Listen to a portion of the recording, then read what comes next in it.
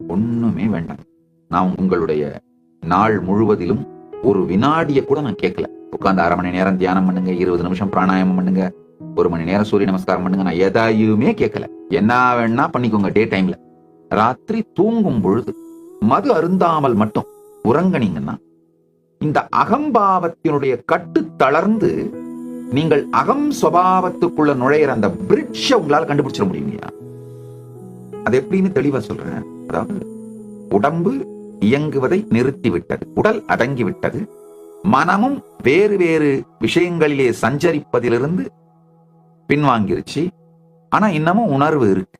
அந்த காலகட்டம் தான் அகம்பாவத்தினுடைய பிடி தளர்ந்து அகம் சுபாவத்திற்குள் நீங்க முழுகுகிற நேரம்.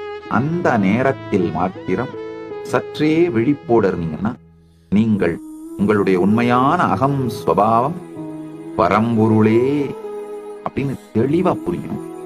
அந்த நேரத்துல உங்களுடைய அகம் சுபாவத்துல ஸ்லிப் ஆகிற அந்த நேரத்தை மட்டும் நீங்கள் எனக்கு கொடுங்கள். அந்த நேரத்துல மட்டும் நீங்க அவேர்னஸோட இருங்க. உங்களுக்கு நான் ஞானத்தை கொடுத்துறேன். வேற ஒண்ணுமே வேணாம்.